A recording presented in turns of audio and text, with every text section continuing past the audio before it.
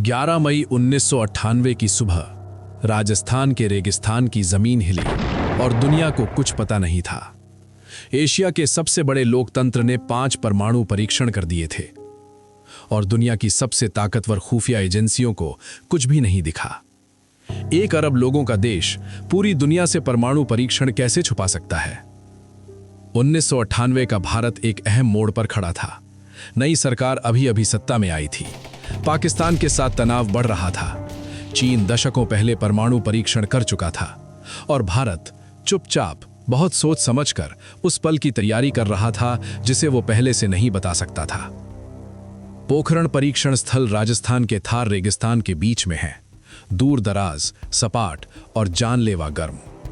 यहीं पर 1974 के पहले परमाणु परीक्षण के 24 साल बाद वैज्ञानिकों, सैनिकों और भारत के एक भावी राष्ट्रपति की एक छोटी सी टीम इतिहास बदलने के लिए इकट्ठा हुई। पोखरण 2 की कहानी 1998 में नहीं शुरू होती। ये उसी पल शुरू होती है जब 1947 में भारत आजाद हुआ, एक नया देश जो अनिश्चितता से घिरा था और जानता था कि आधुनिक दुनिया में ताकत कभी-कभी हथियारों की भाषा में बोलती है। भारत के पहले प्रधानमंत्री जवाहरलाल नेहरू परमाणु हथियारों के व्यक्तिगत रूप से खिलाफ थे। वो परमाणु ऊर्जा के शांतिपूर्ण उपयोग में विश्वास रखते थे, लेकिन वो खतरे को भी समझते थे। इसलिए भारत ने चुपचाप अपना परमाणु विज्ञान का ढांचा बनाना शुरू किया। 1948 में आजादी के सिर्फ 1 साल बाद परमाणु ऊर्जा आयोग की स्थापना हुई। 1974 में प्रधानमंत्री इंदिरा गांधी के नेतृत्व में भारत ने अपना पहला परमाणु परीक्षण किया, जिसे स्माइलिंग बुद्धा नाम दिया गया। सरकारी रुख था कि यह एक शांतिपूर्ण परमाणु विस्फोट था। दुनिया हैरान रह गई। अमेरिका गुस्से में था। प्रतिबंध लगे, लेकिन भारत एक ऐसी लकीर पार कर चुका था जिसे वो पीछे नहीं करने वाला था। अगले 2 दशकों तक भारत का परमाणु कार्यक्रम भूमिगत हो गया, शाब्दिक और राजनीतिक दोनों अर्थों में। वैज्ञानिक गोपनीयता में काम करते रहे, बजट सरकारी कागजों में दफन रहा और कार्यक्रम चुपचाप आगे बढ़ता रहा। 1990 के मध्य तक क्षेत्रीय परिदृश्य काफी बदल चुका था। पाकिस्तान अपना परमाणु कार्यक्रम चला रहा था, यह जग जाहिर था। उत्तर में पड़ोसी चीन 40 से ज्यादा परमाणु परीक्षण कर चुका था। भारतीय जनता पार्टी बीजेपी लंबे समय से कहती आई थी कि भारत को खुलकर परमाणु शक्ति के रूप में सामने आना चाहिए। जब 1998 में अटल बिहारी वाजपेयी के नेतृत्व में बीजेपी चुनाव जीती, तो फैसला हो गया, भारत परीक्षण करेगा। लेकिन इसके लिए पहले एक लगभग नामुमकिन काम करना था। अमेरिकी जासूसी सैटेलाइटों से छुपाना था। अमेरिका पोखरण परीक्षण स्थल पर नजर रखे हुए था। 1974 के बाद अमेरिकी खुफिया एजेंसी ने इसे नियमित निगरानी में रखा था। U-2 जासूसी विमान और KH सीरीज के सैटेलाइट समय समय पर इस जगह को स्कैन करते थे। ताज़ा खुदाई, उपकरण और गाड़ियों की असामान्य आवाजाही के संकेत ढूंढते थे। भारत ये जानता था, इसलिए पूरा ऑपरेशन एक मूल सिद्धांत पर बनाया गया, हमेशा सामान्य दिखो। पोखरण जाने वाले वैज्ञानिक और इंजीनियर फौजी वर्दी पहनते थे, इसलिए नहीं कि वो सैनिक थे, बल्कि इसलिए कि एक सैन्य क्षेत्र में फौजी लोग देखकर किसी को शक नहीं होता। DRDO के प्रमुख डॉक्टर APJ अब्दुल कलाम ने बाद में बताया कि टीम सिर्फ रात को या बादल छाए रहने पर काम करती थी, जब सैटेलाइट कम असरदार होते थे। उपकरण एक साथ नहीं, बल्कि धीरे धीरे छोटे छोटे हिस्सों में लाए गए। गाड़ियां इस तरह खड़ी की गईं कि सामान्य सैन्य गतिविधि जैसी लगे। परमाणु उपकरणों के लिए खोदे गए गड्ढों को सैटेलाइट के गुजरने के वक्त ढक दिया जाता था। वो समय भारतीय टीम ने सार्वजनिक रूप से उपलब्ध जानकारी से पहले से निकाल लिया था। इस ऑपरेशन को एक कोड नाम दिया गया, ऑपरेशन शक्ति। पूरी भारत सरकार में सिर्फ मुट्ठी भर लोगों को पता था कि यह हो रहा है। कैबिनेट को विस्फोट से कुछ घंटे पहले तक पूरी जानकारी नहीं दी गई थी। वैज्ञानिकों में भी जानकारी सिर्फ उन्हें दी जिन्हें जरूरत थी। जवाब वहां मौजूद लोगों के अनुसार था कंपार्टमेंटलाइजेशन, वही तरीका जो दुनिया भर की खुफिया एजेंसियां अपनाती हैं। किसी एक इंसान को पूरी तस्वीर नहीं पता थी, हर टीम सिर्फ अपना हिस्सा जानती थी और ये काम कर गया। 11 मई 1998 को दोपहर 3:45 पर भारत ने पोखरण परीक्षण स्थल के नीचे एक साथ 3 उपकरण विस्फोट किए। पहला एक थर्मोन्यूक्लियर उपकरण था, हाइड्रोजन बॉम्ब, जिसकी रिपोर्टेड क्षमता करीब 45 किलोटन थी। दूसरा एक फिशन उपकरण था। तीसरा एक छोटा उपकरण था जो कम क्षमता वाले हथियारों को परखने के लिए था। 2 दिन बाद 13 मई को 2 और छोटे उपकरणों का परीक्षण हुआ। भारत ने 48 घंटों में 5 परमाणु परीक्षण कर डाले थे और दुनिया को तब बताया जब आखिरी विस्फोट की धूल भी बैठ चुकी थी। प्रधानमंत्री वाजपेयी कैमरों के सामने आए, शांत और गंभीर। भारत अब एक परमाणु शक्ति संपन्न देश है, उन्होंने कहा। यह ऐलान एक दूसरे झटके की तरह था। जो हम जानते हैं, भारत के परमाणु ऊर्जा विभाग ने आधिकारिक रूप से पुष्टि की कि 11 और 13 मई 1998 को 5 परीक्षण हुए। स्रोत भारतीय DAE प्रेस विज्ञप्ति, मई 1998। दुनिया भर के भूकंप मापने वाले स्टेशनों ने विस्फोटों को रिकॉर्ड किया। डॉक्टर कलाम और डॉक्टर चिदंबरम ने बाद के वर्षों में ऑपरेशन का विस्तार से वर्णन किया। स्रोत कलाम, विंग्स ऑफ फायर, आत्मकथा, जो अभी भी बहस में है। थर्मोन्यूक्लियर उपकरण की असली क्षमता विवादित है। भारत ने करीब 45 किलोटन का दावा किया। अमेरिका के स्वतंत्र भूकंप विशेषज्ञों ने अनुमान लगाया कि ये काफी कम 15 से 25 किलोटन रही होगी।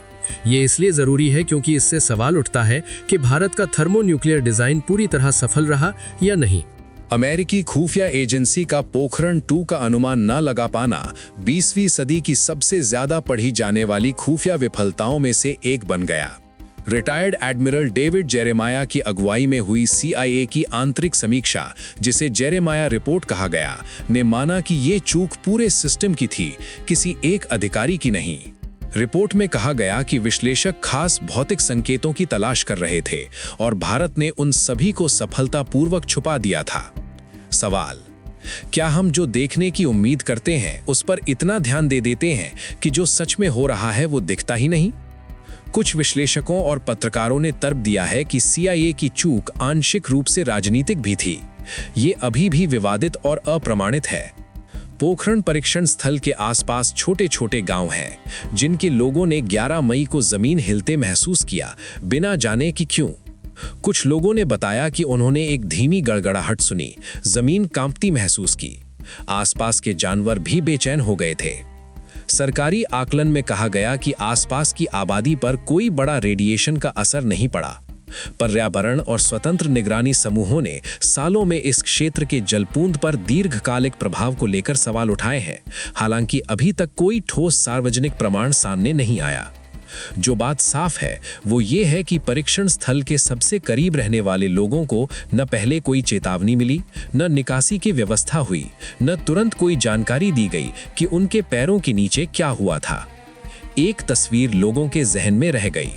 डॉक्टर कलाम और डॉक्टर चिदंबरम परीक्षण स्थल पर ली गई एक तस्वीर में मुट्ठी उठाए हुए 2 वैज्ञानिक, एक रेगिस्तान, इतिहास का एक नया अध्याय। पोखरण 2 अभी भी क्यों मायने रखता है, ये समझने के लिए सोचिए कि वैश्विक परमाणु व्यवस्था बहुत सख्त नियमों वाला एक क्लब है। 1968 में परमाणु अप्रसार संधि NPT इस क्लब को और बड़ा होने से रोकने के लिए बनी थी। 5 देश, अमेरिका, रूस, ब्रिटेन, फ्रांस और चीन इसके स्थायी सदस्य थे। बाकी सबको बाहर रहना था। भारत ने कभी वो संधि नहीं मानी और 1998 में उसने दरवाजा खटखटाया नहीं, सीधे अंदर आकर बैठ गया। इसे इस तरह समझिए, NPT एक दीवार थी जो परमाणु हथियारों को फैलने से रोकने के लिए बनी थी। भारत ने दीवार नहीं तोड़ी, भारत ने बस कभी उस दीवार के पीछे खड़े रहने का वादा नहीं किया था, लेकिन परीक्षणों ने दीवार को पहले से छोटा दिखा दिया। कुछ ही हफ्तों में पाकिस्तान ने भी जवाब में अपने परमाणु परीक्षण कर दिए। अब 2 परमाणु संपन्न पड़ोसी एक विवादित सीमा के आर पार एक दूसरे के सामने खड़े थे।